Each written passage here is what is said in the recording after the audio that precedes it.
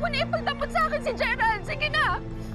Hayaan mo na tuparin namin yung mga pangarap namin. Hayaan mo na magsumaya ako, Gina!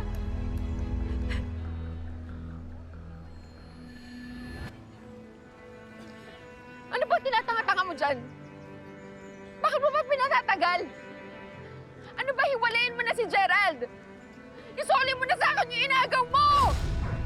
Gina!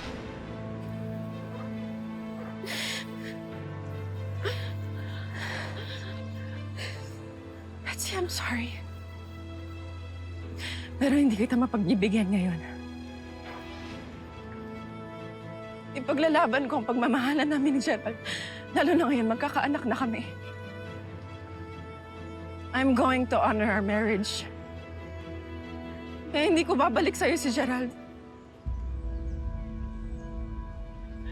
Sa akin lang ang asawa ko.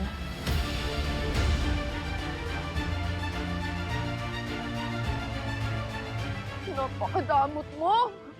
Ang sakim-sakim mo!